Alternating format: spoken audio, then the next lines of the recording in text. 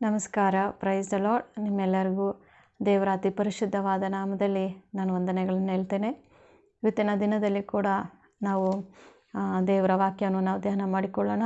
ಅದೇನು ನಮಗೆ ಬೋಧಿಸ್ತದೆ, ಸೊ ಅದು ಯಾವ ರೀತಿ ನಮಗೆ ಆಶೀರ್ವಾದವಾಗಿರ್ತದೆ ನಾವು ನೋಡೋಣ. ನಾವು ಇವತ್ತು ಶುಕ್ರವಾರ ಅಲ್ವಾ, ನಾವು ಮುಖ್ಯವಾಗಿ ಪ್ರಾರ್ಥನೆ ಮಾಡುವಂಥ ದಿನ. ಅನೇಕರು ಉಪವಾಸ ಇದ್ದು ಪ್ರಾರ್ಥನೆ ಮಾಡ್ತಾರೆ. ಖಂಡಿತ ದೇವರು ಉತ್ತರ ಕೊಡುವ ಆತನಾಗಿದ್ದಾನೆ. ನಾವು ಹೇಗೆ ಎಲ್ಲ ಉಪವಾಸ ಮಾಡುವಾಗ ಪ್ರಾರ್ಥನೆ ಮಾಡಬೇಕು, ಯಾವ ರೀತಿ ಇರಬೇಕು ಅಂತ ನಾವು ಹನ್ನಳನ್ನು ಉದಾಹರಣೆಗೆ ತೆಗೆದುಕೊಂಡು ನಾವು ಧ್ಯಾನ ಮಾಡಿಕೊಳ್ಳೋಣ. 1 ಸಮುವೇಲ 1:10 ನಾವು ವಾಕ್ಯವನ್ನು ಓದ್ಕೊಳ್ಳೋಣ. ಸೇನಾಧೀಶ್ವರನಾದ ಯೆಹೋವನೇ, ನಿನ್ನ ದಾಸಿಯ ದುಃಖವನ್ನು ಪರಾಂಬರಿಸು. ನನ್ನನ್ನು ತಿರಸ್ಕರಿಸದೆ ಕನಿಕರಪಟ್ಟು ನನಗೊಬ್ಬ ಮಗನನ್ನು ಕೊಡಬೇಕು. ಅವನು ಜೀವದಿಂದಿರುವ ತನಕ ನಿನ್ನವನಾಗಿಯೇ ಇರುವ ಹಾಗೆ ನಿನಗೆ ಪ್ರತಿಷ್ಠಿಸಿ ಕೊಡುವೆನು ಅಂತ ಆಕೆ ಈ ಪ್ರಾರ್ಥನೆಯನ್ನು ಮಾಡ್ತಾಯಿದ್ದಾಳೆ. ಯಾವ ರೀತಿ ಪ್ರಾರ್ಥನೆ ಮಾಡ್ತಾಯಿದ್ದಾಳೆ ಅಂದರೆ, ಆಕೆ ತುಂಬ ಒಂದು ದುಃಖದಿಂದ ಇದ್ದಾಳೆ.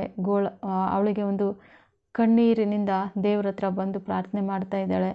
ಅದೊಂದು ವೈರಾಗ್ಯ ಒಂದೊಂದು ಪ್ರಾರ್ಥನೆ. ಆಕೆಗೆ ಮಕ್ಕಳಿರಲಿಲ್ಲ. ಎಲ್ಕಾನನಿಗೆ ಇಬ್ಬರು ಹೆಂಡತಿಯರು, ಮತ್ತು ಹನ್ನಲು ಪೆನ್ನಲು ಅಂತ ಇರ್ತಾರೆ. ಹನ್ನಲಿಗೆ ಮಕ್ಕಳಿಲ್ಲ, ಆದರೆ ಹನ್ನಲಿಗೆ ಪೆನ್ನಲಿಗೆ ಮಕ್ಕಳಿರ್ತಾರೆ. ಅವಳು ಈಕೆಯನ್ನು ಬಂಚ ಅಂತೆಲ್ಲ ಹೇಳಿ ಗೇಲಿ ಮಾಡ್ತಾ ಇರ್ತಾಳೆ. ಆ ನೋವು ತಡ್ಕೊಳಕ್ಕಾಗ್ದಿರ ಅವಳು ಊಟನೂ ಬಿಟ್ಟು ಏನು ಮಾಡ್ತಾಳೆ, ಅಳ್ದಾ ಕುಳಿತಿರ್ತಾಳೆ. ಎಲ್ಕಾನನು ಕೇಳ್ತಾನೆ, ಯಾಕೆ ನೀನು ಊಟ ಮಾಡದೆ ಹೀಗಿದೆಯಾ ಅಂತ. ಆದರೂ ಅವಳ ಒಂದು ಕಷ್ಟ ಅವ್ರ ಹತ್ರ ಎಲ್ಲ ಹೆಚ್ಚಾಗಿ ಹೇಳ್ಕೊಳ್ಳದೆ ಅವಳು ದೇವ್ರ ಹತ್ರ ಬಂದು ವೈರಾಗ್ಯದಿಂದ ದೇವ್ರ ಹತ್ರ ಬೇಡ್ತಾ ಇದ್ದಾಳೆ. ಅವಳು ಯಾವ ರೀತಿ ಬೇಡ್ತಾ ಇದ್ದಾಳೆ ಅಂದರೆ, ದೇವರ ಆಲಯಕ್ಕೆ ಓಡಿ ಹೋಗ್ತಾಳೆ. ದೇವರ ಆಲಯಕ್ಕೆ ಓಡಿ ಹೋಗಿ ಕರ್ತನ ಆಲಯದಲ್ಲಿ ಕುಳಿತು ಅವಳು ಹೃದಯದಿಂದ, ಅಂದರೆ ಮನಪೂರ್ವಕವಾಗಿ ದೇವ್ರ ಹತ್ರ ಹೃದಯದಿಂದ ಅವಳು ಪ್ರಾರ್ಥನೆ ಮಾಡ್ತಾ ಇದ್ದಾಳೆ, ವಿಜ್ಞಾಪನೆ ಮಾಡ್ತಾ ಇದ್ದಾಳೆ, ಕಣ್ಣೀರಿನಿಂದ ಪ್ರಾರ್ಥನೆ ಮಾಡ್ತಾ ಇದ್ದಾಳೆ. ಆ ರೀತಿ ದೇವರನ್ನು ಕೇಳ್ತಾ ಇದ್ದಾಳೆ. ಸೇನಾಧೀಶ್ವರನಾದ ಯೆಹೋವನೇ, ನಿನ್ನ ದಾಸಿಯ ದುಃಖವನ್ನು ಪರಾಂಬರಿಸು. ನನ್ನ ತಿರಸ್ಕರಿಸದೆ ಕನಿಕರಪಟ್ಟು ನನಗೊಬ್ಬ ಮಗನನ್ನು ಕೊಡಬೇಕೆಂದು. ಈ ರೀತಿ ದಾಹ ಉಳ್ಳವರಾಗಿ ನಾವು ಪ್ರಾರ್ಥನೆ ಮಾಡಬೇಕು. ಉಪವಾಸ ಇದ್ದು ಆಕೆ ಊಟ ಮಾಡದೆ ನೀರು ಕುಡಿಯದೆ ಅವಳು ವೈರಾಗ್ಯವಾಗಿ ಮಾಡಿದ ಒಂದು ಪ್ರಾರ್ಥನೆಗೆ ದೇವರು ಉತ್ತರ ಕೊಡುವುದನ್ನು ನಾವು ನೋಡ್ತೇವೆ. ಆಕೆ ಮಾಡಿದ ಒಂದು ಪ್ರಾರ್ಥನೆಯನ್ನು ದೇವರು ಕೇಳಿ ಆಕೆಗೆ ಒಂದು ಗಂಡು ಮಗುವನ್ನು ಕೊಡ್ತಾರೆ ದೇವರು. ಆ ಒಂದು ಗಂಡು ಮಗನೇ ಸಮುವೇಲ. ಇದರ ಬಗ್ಗೆ ನಾವು ಓದಿದರೆ ನಮಗೆ ಒಂದು ಸಮುವೇಲ 2 ಸಮುವೇಲದಲ್ಲಿ ಅವರ ಬಗ್ಗೆ ಒಳ್ಳೆಯ ರೀತಿಯಲ್ಲಿ ಬರೆಯಲ್ಪಟ್ಟಿದೆ. ಅದನ್ನು ನಾವು ಓದಿ ತಿಳ್ಕೊಳ್ಬೋದು. ಆಕೆಗೆ ಒಂದು ಮಗು ಇಲ್ಲ ಅಂತ ನಮ್ಮ ಬೇರೆಯವರು ಆಕೆಯನ್ನು ಹೀಯಾಳಿಸುವಾಗ ಆಕೆಗೆ ತುಂಬ ದುಃಖ ತಡ್ಕೊಳಕ್ಕಾಗದಿರೋ ಒಂದು ದುಃಖ. ನನಗೊಂದು ಮಗು ಇದ್ದಿದ್ರೆ ನನಗೆ ಹೀಗೆ ಹೇಳ್ತಾ ಇದ್ರಾ ಅಂತ ಅವಳಿಗೆ ಅನಿಸ್ತಾ ಇತ್ತು. ನಮಗೂ ಕೂಡ ನಮಗೆ ಒಂದು ಕೊರತೆ ಇದ್ದರೆ, ಎಲ್ಲರೂ ಚೆನ್ನಾಗಿದೆ ಎಲ್ಲ ಇದ್ದು ನಮಗೆ ಒಂದು ಕೊರತೆ ಇದ್ದಾಗ ಆ ಕೊರತೆಯನ್ನು ಕೈ ನೀಟಿ ತೋರಿಸುವಾಗ ತುಂಬ ದುಃಖ ಆಗುತ್ತೆ ಪ್ರಿಯರೇ. ನಮಗೆ ಕಷ್ಟ ದುಃಖ ಬಂದಾಗಲೇ ನಾವು ಏನು ಮಾಡಬೇಕು, ಉಪವಾಸ ಇದ್ದು ಪ್ರಾರ್ಥನೆ ಮಾಡಬೇಕು. ಎಸ್ತರಳನ್ನು ಗೊತ್ತು. ಎಸ್ತರಳು ತನ್ನ ದಾಸಿಯರ ಜೊತೆ ಸೇರಿ ಅವಳು ಏನು ಮಾಡ್ತಾಳೆ, 3 ದಿನ ಅವಳು ಪ್ರಾರ್ಥನೆ ಮಾಡ್ತಾಳೆ. 3 ದಿನ ಪ್ರಾರ್ಥನೆ ಮಾಡ್ತಾಳೆ. ಒಂದು ದೇವರ ಅಂದರೆ ದೇವರು ನಮ್ಮ ಪ್ರಾರ್ಥನೆ ಕೇಳಿ ಉತ್ತರ ಕೊಡುವವರೆಗೂ ನಾವು ಈ ರೀತಿಯಾದ ಒಂದು ವೈರಾಗ್ಯವಾಗಿ ಪ್ರಾರ್ಥನೆ ಮಾಡಬೇಕೆಂಬ ಒಂದು ವಿಷಯ ಅವರಿಗೆ ಗೊತ್ತಿತ್ತು. ಎಸ್ತರಳು ತನ್ನ ದಾಸಿಯರ ಜೊತೆ ಸೇರಿ ಅವಳು 3 ದಿನ ಉಪವಾಸ ಮಾಡಿದ್ಲು. ಯಾಕಂದರೆ ಅವಳು ಒಂದು ರಾಜನ ಸನ್ನಿಧಿಯನ್ನು ಪ್ರವೇಶಿಸಬೇಕಾಗಿತ್ತು.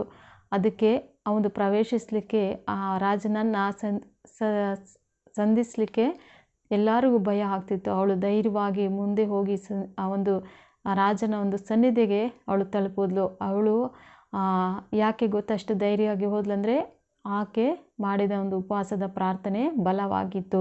ಮತ್ತು ಒಂದು ಶಕ್ತಿಯುತವಾದ ಅವಳು ಮಾಡಿದ ಒಂದು ಪ್ರಾರ್ಥನೆಯಿಂದ ದೇವರು ಕೇಳಿ ಆ ದೇಶದ ಒಂದು ಕಾನೂನುಗಳೆಲ್ಲ ಬದಲಾಗೋ ರೀತಿಯಲ್ಲಿ ದೇವರು ಮಾಡಿದ್ರು. ಖಂಡಿತ ನಾವು ಕೂಡ ನಮ್ಮ ದೇಶದಲ್ಲಿ ಈಗಿರುವ ಪರಿಸ್ಥಿತಿಯನ್ನು ನೆನೆಸಿಕೊಂಡು ನಾವು ವೈರಾಗ್ಯದಿಂದ ಪ್ರಾರ್ಥನೆ ಮಾಡುವಾಗ ದೇವರು ಖಂಡಿತ ಅದ್ಭುತ ಮಾಡ್ತಾರೆ.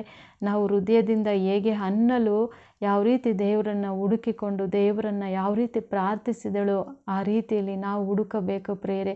ದೇವರ ಆಲಯಕ್ಕೆ ಹೋಗಬೇಕು.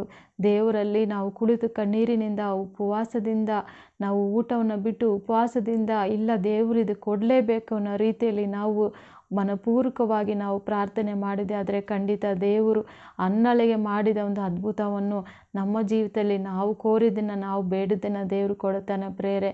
ನಾವು ಇವತ್ತು ಶುಕ್ರವಾರ ಅಲ್ವಾ, ನಾವು ವೈರಾಗ್ಯವಾಗಿ ಇವರ ಹಾಗೆ ನಾವು ಪ್ರಾರ್ಥನೆ ಮಾಡೋಣ.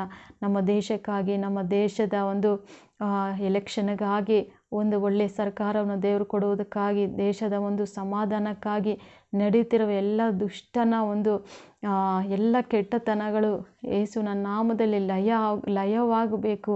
ಮುಂದಿನ ಒಂದು ಭವಿಷ್ಯವನ್ನು ಅಂದರೆ ದೇವರ ಸೇವೆಯನ್ನು ಮತ್ತು ಇದೆಲ್ಲವನ್ನು ದೇವರು ಆಶೀರ್ವದಿಸಬೇಕು. ದೇಶಕ್ಕೆ ಬಂದಿರುವ ಎಲ್ಲ ಕಷ್ಟಗಳಿಂದ ದೇವರು ಬಿಡುಗಡೆ ಕೊಡಬೇಕು. ಎಷ್ಟೊಂದು ದುರಾತ್ಮಗಳು ಕೆಲಸ ಮಾಡ್ತಾ ಇದ್ದಾವೆ. ಜನಗಳ ಮೂಲಕ ಕ್ರೈಸ್ತರನ್ನು ಹಿಂಸಿಸುವುದು, ಪ್ರಾರ್ಥನೆಗಳನ್ನು ಕೆಡಿಸುವುದು, ಸೇವಕರನ್ನು ಒಡೆಯೋದು, ಎಲ್ಲಿ ಸಭೆಗಳಿಗೆ ಹೋಗೋರನ್ನೆಲ್ಲ ಅವರು ಈ ರೀತಿ ಹಿಂಸೆ ಪಡಿಸ್ತಿದ್ದಾರೆ. ಇದಕ್ಕೋಸ್ಕರ ನಾವು ಇವತ್ತು ಒಂದು ಪ್ರಾರ್ಥನೆಯಲ್ಲಿ ವೈರಾಗ್ಯವಾಗಿ ದೇವರಿಗೆ ಅರ್ಪಿಸಿ ನಾವು ಪ್ರಾರ್ಥನೆ ಮಾಡೋಣ. ಈ ವಿಷಯಗಳಿಗೋಸ್ಕರ ಎಲ್ಲ ನಾವು ಪ್ರಾರ್ಥನೆ ಮಾಡೋದಾದರೆ ಖಂಡಿತ ಇದರಿಂದ ನಮಗೆ ಒಳ್ಳೆಯದನ್ನು ದೇವರು ಮಾಡಲಿಕ್ಕಿದ್ದಾರೆ ಪ್ರೇರೆ. ನಾವು ಹಣ್ಣಲ್ಲ ಹಾಗೆ ಮತ್ತು ಎಸ್ತರಲ್ಲ ಹಾಗೆ ನಾವು ಪ್ರಾರ್ಥನೆ ಮಾಡೋಣ. ದೇವರು ಕೂಡ 40 ದಿನಗಳು ಕೂಡ ವೈರಾಗ್ಯವಾಗಿ ಉಪವಾಸ ಮಾಡಿದರು. ಯಾಕೆಂದರೆ ದೇವರು ಅದ್ಭುತ ಮಾಡಬೇಕು ಮತ್ತು ಜನಗಳಿಗೆ ಒಳ್ಳೆಯದು ಮಾಡಬೇಕು, ದುರಾತ್ಮಗಳನ್ನು ಓಡಿಸಬೇಕು, ಸತ್ತವರನ್ನು ಎಬ್ಬರಿಸಬೇಕು, ಶಿಷ್ಯರನ್ನು ಬಲಪಡಿಸಬೇಕು, ಅಗ್ನಿ ಜ್ವಾಲೆಗಳಾಗಿ ಅವ್ರನ್ನ ಉರಿಯುವ ರೀತಿಯಲ್ಲಿ ಮಾಡಬೇಕೆಂದು ಯೇಸು ಸ್ವಾಮಿ 40 ದಿನ ಅವರು ಉಪವಾಸ ಇದ್ದರು. ಅದೇ ರೀತಿ ನಮಗೆ ಕೂಡ ಅದು ಮಾದರಿಯಾಗಿದೆ ಪ್ರೇರೆ. ಅನೇಕರು ಈ ರೀತಿಯಲ್ಲಿ ಉಪವಾಸ ಇದ್ದು ಅದ್ಭುತಗಳನ್ನು ಕಂಡುಕೊಂಡಿದ್ದನ್ನು ನಾವು ಸತ್ಯವೇದದಲ್ಲಿ ನಾವು ನೋಡ್ತೇವೆ. ನಾವು ಯಾಕೆ ಹಾಗೆ ನಾವು ಪ್ರಾರ್ಥನೆ ಮಾಡಲಿಕ್ಕಾಗೋದಿಲ್ವಾ? ಖಂಡಿತ ಆಗುತ್ತೆ ಪ್ರೇರೆ. ನಾವು ಪ್ರಾರ್ಥನೆ ಮಾಡೋಣ. ಒಂದು ಚಿಕ್ಕ ಪ್ರಾರ್ಥನೆ ಮಾಡಿಕೊಂಡು ನಾವು ಮುಗಿಸೋಣ. ಪರಿಶುದ್ಧನಾದ ಯೇಸು ಸ್ವಾಮಿ ದೇವರೇ, ಅನ್ನಳ ಹಾಗೆ ಕರ್ತನೆ ಸ್ವಾಮಿ ನಾವು ಪ್ರಾರ್ಥನೆ ಮಾಡುವಂಥ ದಾಹ ನಮ್ಮೊಬ್ಬೊಬ್ಬರಿಗೆ ಕೊಡ್ರಿ. ಕರ್ತನಾದ ದೇವರೇ, ಕಣ್ಣೀರಿನಿಂದ ದುಃಖದಿಂದ ಸ್ವಾಮಿ ನಿನ್ನ ಸನ್ನಿಧಾನಕ್ಕೆ ನಾವು ಓಡಿ ಬಂದು ಸ್ವಾಮಿ ದೇವರೇ ಮನಪೂರ್ವಕವಾಗಿ ನಿನ್ನಲ್ಲಿ ನಾವು ಪ್ರಾರ್ಥನೆ ಮಾಡಲಿಕ್ಕಾಗುವಂತೆ ಒಬ್ಬೊಬ್ಬರಿಗೂ ನೀವು ಬಲಪಡಿಸಿರಿ. ಆ ಒಂದು ಹಂಬಲ ನೀವು ಒಬ್ಬೊಬ್ಬರಿಗೂ ನೀವು ದಯಪಾಲಿಸಿರಿ ರಾಜ. ನಮ್ಮ ದೇಶಕ್ಕಾಗಿ ವಿಶೇಷವಾಗಿ ನಾವು ಪ್ರಾರ್ಥಿಸುವ ಅವಶ್ಯಕತೆ ಇದೆ ಸ್ವಾಮಿ. ಕ್ರೈಸ್ತರ ಹೇಳಿಗಾಗಿ ನಾವು ಪ್ರಾರ್ಥಿಸಬೇಕಾಗಿದೆ ಅಪ್ಪ. ಒಬ್ಬೊಬ್ಬರಲ್ಲಿ ಒಂದು ಪ್ರಾರ್ಥನೆಯ ಹಂಬಲವನ್ನು ನೀವು ಹುಟ್ಟಿಸಿರಿ ಕೊಡ್ತಾನೆ ಅಪ್ಪ. ಇಲ್ಲದಿದ್ದರೆ ಈ ದೇಶದಲ್ಲಿ ನಾವು ಮುಂದೆ ಕಷ್ಟಪಡಬೇಕಾಗುತ್ತೆ ಸ್ವಾಮಿ ದೇವರೇ ಅಪ್ಪ. ಹಾಗಾಗಿ ಸ್ವಾಮಿ ಅನೇಕರನ್ನು ನೀವು ಎಬ್ಬರಿಸಿರಿ ರಾಜ. ವೈರಾಗ್ಯವಾಗಿ ಪ್ರಾರ್ಥನೆ ಮಾಡಲಿಕ್ಕಾಗುವಂತೆ ನಮ್ಮ ಒಬ್ಬೊಬ್ಬರಿಗೆ ನೀವು ಸಹಾಯ ಮಾಡಿರಿ ರಾಜ. ಈ ಒಂದು ಶುಕ್ರವಾರದ ದಿನದಲ್ಲಿ ಯಾರೆಲ್ಲ ಉಪವಾಸ ಇದ್ದು ಪ್ರಾರ್ಥನೆ ಮಾಡುತ್ತಾರಪ್ಪ ಅವರೆಲ್ಲರ ಪ್ರಾರ್ಥನೆಯನ್ನು ಕೇಳಿ ಸದ್ದೋತ್ತರವನ್ನು ಕೊಡ್ರಿ ಕರ್ತನೆ ದೇವರೇ. ಪ್ರಾರ್ಥನೆ ನಿನ್ನ ಕೈಲಿ ಒಪ್ಪಿಸ್ತಾ ಯೇಸುವಿನ ನಾಮದಲ್ಲಿ ಬೇಡಿ ಹೊಂದಿದೆ ಅಂತಂದೆ, ಆಮೇನ್. ನಿಮ್ಮೆಲ್ಲರನ್ನೂ ದೇವರು ಆಶೀರ್ವದಿಸಲಿ. ಈ ವಾಕ್ಯದಂತೆ ನಿಮ್ಮನ್ನು ಬಲಪಡಿಸಲಿ ಅಂತ ನಾನು ಬೇಡ್ಕೊಳ್ತೇನೆ.